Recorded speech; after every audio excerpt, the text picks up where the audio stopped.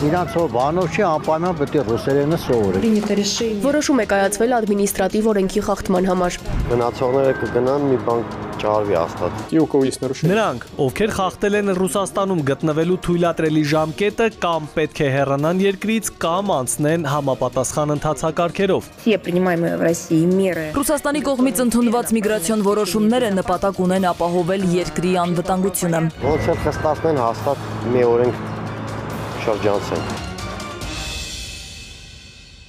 Ռուսաստանի Դաշնության միգրացիոն օրենսդրությունում կատարված փոփոխությունների համաձայն հունիսի 30-ից ոչ վիզային, այդ թվում ՀԱՏՄ անդամ երկրների քաղաքացիները պարտավոր են 72 ժամ առաջ տեղեկացնել այցելության մտադրության մասին եւ թույլտվություն ստանալ։ Սա վիզա տրամադրելու նոր ձև է եւ ինչով է հիմնավորվում նորամուծությունը։ Ռուսաստանի Դաշնությունը պատճառաբանում է, որ միգրանտները, որոնք բարբերաբար գալիս են Ռուսաստանի Դաշնություն, եւ օրինակ ինչ որ խախտման պատճառով ստանում են մուտքի արգելք,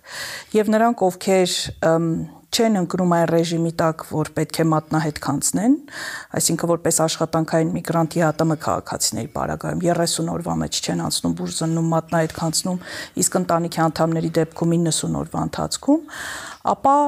նրանք վերադառնում են իրենց քաղաքացիության երկիր, փոխում են տվյալներ օրինակ ազգանուն, անուն եւ փորձում են այլ փաստաթղթով մուտք գործել ՌԴ տարածք։ Եվ իրենք կարծում են, որ սա անօրինական միգրացիայի դեմ պայքարի գործիք է եւ իրենք դրանով առնվազն արդեն իսկ սահմանից փորձում են հսկել իրենց երկիր անօրինական միգրանտների մուտքը։ Հիմա իհարկե այս պահին իրավունք ունի սահմանապահը իր հայեցողությամբ թույլ չտալու, որ միգրանտը մուտք գործի, օտարերկրացին մուտք գործի Ռուսաստանի Դաշնության տարածք, եթե ինքը ունի հիմնավոր կասկած, որ տվյալ անձը կարող է իր պետության համար, անվտանգության համար սպառնալիք հանդիսանալ։ Հիմա այս նոր գործիքի միջոցով փորձում են այնպես կառավարել, որ մարդը չհասնի այդ սահմանին։ Ինքը արդեն իսկ իր քաղաքացիության երկրում իմանա, որ իր մուտքը Ռուսաստանի Դաշնություն կամ արգելված է կամ անցանկալի եւ ուղղակի մուտք չգործի Ռուսաստանի Դաշնության տարածք։ Ինչ խնդիրներ կարող են առաջանալ նոր համակարգի ներդրման դեպքում։ Թույլտվությունը երաշխավորում է, որ կարելի է մուտք գործել Ռուսաստանի Դաշնություն։ Հնարավոր է արդյոք մուտքի թույլտվություն չստանալու դեպքում բողոքարկել այն։ Քանի որ համակարգը նոր է եւ դեռևս չի գործարկվել, այն հունիսի 30-ից է գործարկվելու, ըստ ՌԴ պատկան մարմինների տեղեկատվության լինելու է հեռախոսային հավելված RUID, որտեղ օտարերկրացին լրացնելու է իր տվյալները, որը ստուգվելու է, որից հետո անձը ստանալու է հաստատման կոդ, որը ներկայացնելու պարագայում միայն սահմանապահը նրան թույլ կտա մուտք գործի Ռուսաստանի Դաշնություն։ Համակարգը այսպես է ընթանալու։ Ինչ խնդիրներ կառաջանան չեմ կարող ասել, որովհետև համակարգը կարող է ինչ-որ պահի չաշխատել, կարող է անձը կոդը ստանալ, բայց սահմանապահի մոտ ցույց չտալ։ Ամեն ինչ հնարավոր է։ Իսկ բողոքարկման հետ կապված այն տեղեկությունը, որը հրապարակել են ՌԴ պատկան մարմինները, այնտեղ որևէ նշում չկա այդ մասին, թե կա հնարավորություն արդյոք բողոքարկելու այդ որոշումը, թե ոչ։ Տարեսկզբից գործող փոփոխությունների համաձայն ոչ վիզային ռեժիմի երկրների քաղաքացիները տարվա ընթացքում կարող են գումարային 90 օր գտնվել Ռուսաստանի Դաշնությունում։ Ինչ խմբերի վրա է ազդել այս փոփոխությունը։ 2025 թվականի հունվարի 1-ից այդ փոփոխությունը տեղի է ունեցել Ռուսաստանի Դաշնության տարածքում գտնվելու ժամկետի եւ դա վերաբերվում է նաեւ մեր քաղաքացիներին։ Նախկինում ինչպես էր տարվա ընթացքում յուրաքանչյուր 180 օրվա մեջ ոչ վիզային ռեժիմի երկրների քաղաքացիները ՌԴ-ում կարող էին գտնվել 90 օր։ Այդ ժամկետը երկու անգամ կրճատվեց եւ հունվարի 1-ից դարձավ տարվա ընթացքում 90 օր, գումարային 90 օր։ Սա վերաբերում է ոչ աշխատելու նպատակով մեկնող քաղաքացիներին։ Այդ թվում նաև մեր քաղաքացիներին, Հայաստանի Հանրապետության քաղաքացիներին։ Իդեպ սա ամենամեծ վտանգը, որը առաջացել է եւ որի մասին ցավոք ոչ միշտ է որ տեղյակ են, այն Բեռնա եւ ուղևորափոխադրող կազմակերպությունների վարորդներն են, որոնք այցի նպատակի համար եթե նշեն աշխատանք, պարտավոր են լինելու կնքել աշխատանքային պայմանագիր, հաշվառման կանգնելու միգրացիոն հաշվառման, այսինքն ռեգիստրացիա ունենալու եւ պայմանագրի ժամկետով երկարացնելու իրենց գտնվելը, բայց քանի որ նրանք չեն նշում նման բան եւ կարճաժամկետ է իրենց այց ընդամենը մի քանի օր, ցավոք նրանք հենց այդ խումբը ամենատուժողն է լինելու, որովհետեւ նրանք տարվա ընթացքում 90 օր կարող են գտնվել Ռուսաստանի Դաշնության տարածքում։ Եվ Աստված մի արասցե, օրինակ մեքենան փչանա եւ իրենք այդ 90 օրը իրենց ՌԴ-ում գտնվելու լրանա եւ իրենք շատ ավելի ուշ դուրս գան,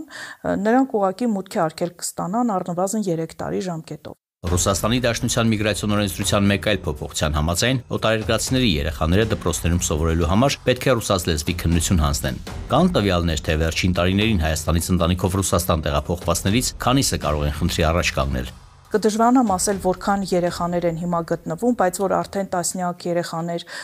ապրիլի 1-ից սկսած այդ խնդրի առջև կանգնել են, որ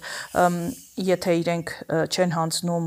դպրոց ընդունվելու համար ռուսաց լեզվի քննությունը, իսկ շեմը բավականին բարձր է 90%-ը պետք է հավաքեն, այսինքն տրված հարցերի 90%-ին պետք է ճիշտ պատասխանեն, եւ արդեն ունենք տասնյակ դիմումներ, որ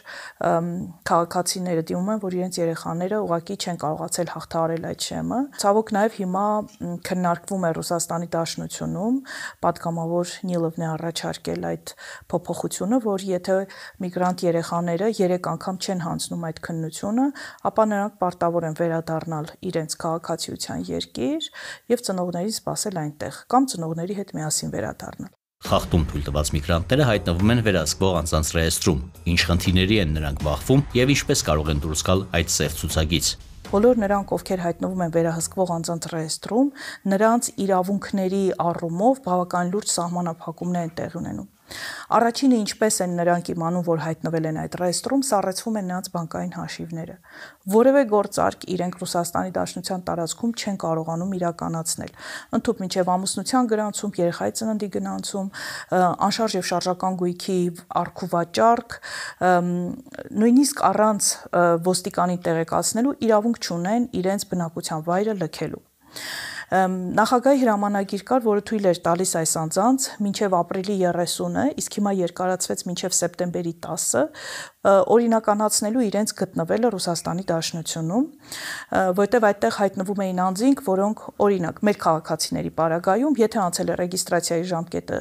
չի հասցրել նոր ռեգիստրացիա անել, կամ աշխատանքային պայմանագրի ժամկետը լրացել է հաջորդ 15 օրվա ընթացքում նորը չի կնքել, կամ ՌԴ մուտք գործելուց հետո բուժզննում չի անցել, բուժզնման տեղեկանքի ժամկետը 12 ամիս անցել է, նոր բուժզննում չի անցել, կամ մուտք գործելուց հետո մատնահետք չի անցնել, մի խոսքով, այսինքն նմանատիպ խախտումների դեպքում անձինք հայտնվում են վերահսկվող անձանց ռեեստրում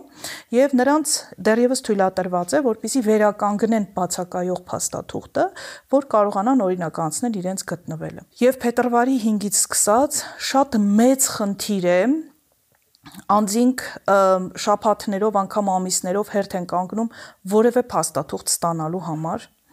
Երբ որ կարողանում են այնուամենայնիվ տարածքային միգրացիոն ծառայություն մուտք գործել, առնվազն հասկանալու համար ինչու են իրենք հայտնվել ռեեստրում, իրենց շատ հաճախ ուղղորդում են դիմում գրել, առցանց օնլայն դիմում գրել եւ պատասխան ստանալ։ Իսկ դիմում գրելուց հետո պատասխան են ստանում, որ ներկայացեք տարածքային միգրացիոն ծառայություն։ Այսինքն, երբ անձը կարողանում է 1-2 ամիս հետո մի կերպ վերականգնել պակասող փաստաթուղթը, երբեմն այնպես է լինում, որ արդեն սկսում են ժամկետանց դառնալ մյուս փաստաթղթերը։